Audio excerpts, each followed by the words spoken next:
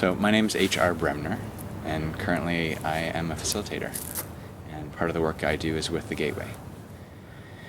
And I feel like what I'm doing now is really kind of hearkening back to how I was as a kid. I feel like I'm a little bit more in alignment with who I am, kind of more truthfully. I feel like as a kid, I was always kind of mediating between people. There'd be separations between my friends, somehow they'd be fighting, and I somehow was in between and trying to bring peace, or trying to somehow get us towards a common goal rather than have everyone split up. And it was something that I seemed to have an investment in.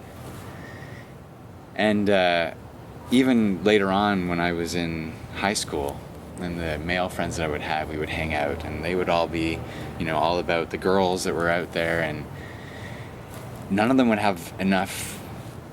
Either they didn't understand what was going on, or they didn't have enough courage to just go up and start something. And I always felt like I was the one that needed to kind of try to bring the groups together. There was this separation, and the boys and girls just couldn't seem to see each other or really connect. And yet, somehow I was able to bridge that gap and, help some of my friends, get dates or whatever. But it was an interesting phenomenon to me. Presently, I work in intimacy, sexuality, relationships with people. I do counseling, therapy. And again, it comes up this notion of separation and mediating between separation. Either separation from self, or separation from life around us, or separation from others that we're in relationship with. And it all really seems to go back to that notion of separation of self. If we know who we are truthfully, then we can be more present in our relationships, and we can be more present in our life and what we want to create around us. And so I work in the area of sexuality because I really feel that sex is more than just about procreation. It's more than just the physical act. It's really about creativity. How do we work together as humans to create in our lives? Or how do I work within myself to create? And if I'm in connection with that sexual energy within me, if I'm in connection with my erotic energy, my will to live, my desire, and I bring that out, that then what I create in the world around me is more true to who I am. It's more in connection with me.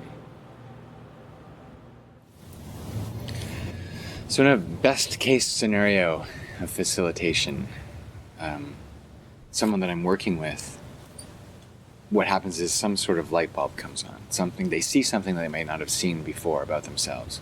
They realize some truth or some desire that perhaps they weren't in connection with. I think that facilitation is really important to help us actually to get to those nuggets. Because I think that when we're caught up in the vortex of our lives and our mind is spinning on some belief that may or may not be true, that we can't actually see what the actual truth is. That we just get really pulled by one side or the other of some sort of argument. And the facilitation can really hold space and witness, well, what's going on underneath that? What is it it's the nugget that needs to be illuminated? So in my soul searching for finding who I am as a gay man in society, I've done a lot of work with different spiritual traditions. A couple that I've participated in fully myself, and some that I've read about. And what I find pretty much in all of these traditions that I've come into contact with is a notion of polarity, where there's a masculine and feminine, or good and evil, or yin and yang, or up, down, whatever. But there's this idea of opposites kind of acting together. And I think that's great. I think that in order for life to be, that's wonderful. And these traditions have great wisdom.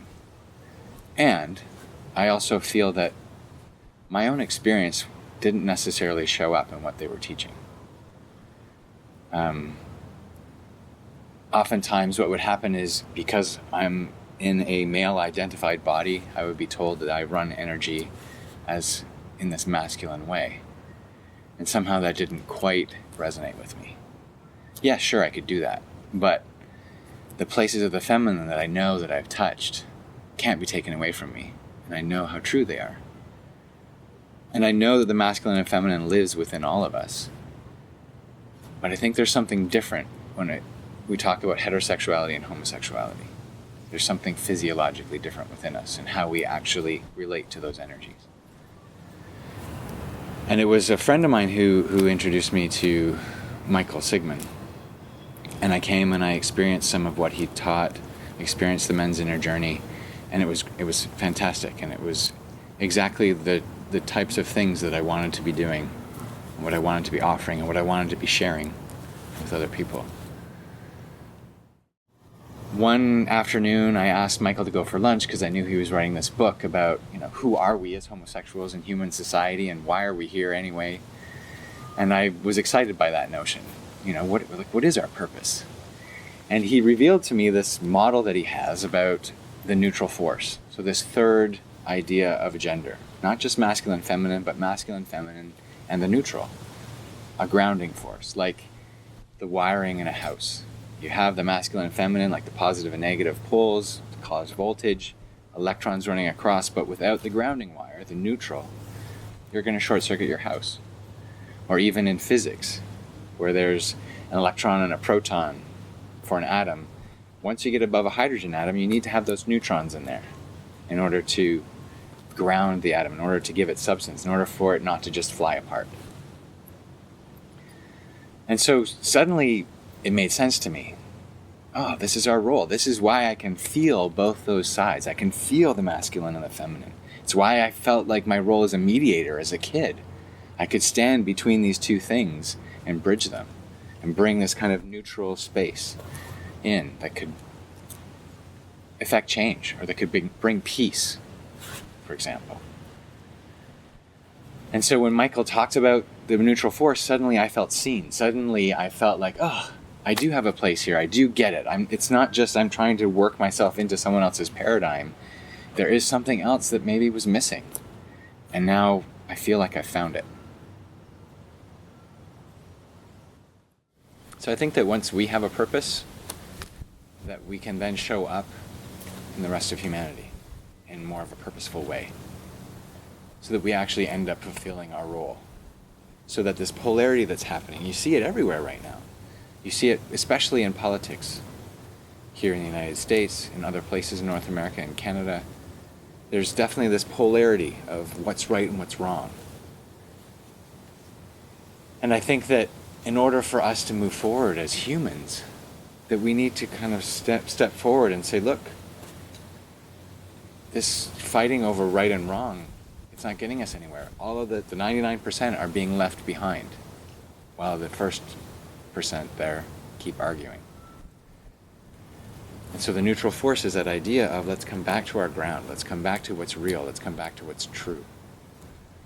And essentially, coming back to, the planet, who we are, the substance of what we are, and the protection of that.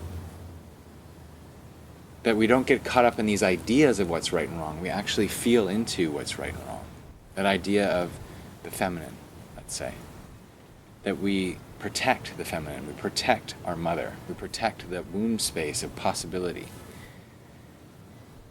So that things can be created, so that we can evolve into what we're meant to be as humans. Not just what we're meant to be as an LGBTQ community, but what we're meant to be as humans. That we all have that right to be truthful to ourselves, in connection with that truth. This is an important time in human evolution. We're coming to a turning point. You look, no matter what your beliefs, you can look at, say, technology. From a purely scientific point of view, how quickly things are really starting to develop. Our technology is well beyond where we were just 2 decades ago. It's lightning speed. So there's definitely something on the verge of happening, how we imagine ourselves as humans. And then if you even look at spiritual traditions, ancient spiritual traditions talk about the second coming, let's say, from Christianity, or something like in the Mayan traditions, where Quetzalcoatl is returning, or the end of time, let's say. That this is a time for us to reimagine ourselves. There's that energy that's building. It's coming at us from many directions, no matter what you believe. And so the call then in all of this is to say, yes, we need to step up. We need to step into our role in order for humanity to be able to bridge this gap between where we were and where we're going to be. We need to have the queer people on board. We need to have our role in place in order for that to happen. And so this is a call to people to say, come and join us, come and see what this is. Take up your role. Go back to your communities rather than coming and segregating ourselves in places. Yes, we need to go away so that we can learn, but then we need to go back. We need to go back into those communities that we felt alienated from in some ways and bring some of our light there. Help the truth be uncovered with them.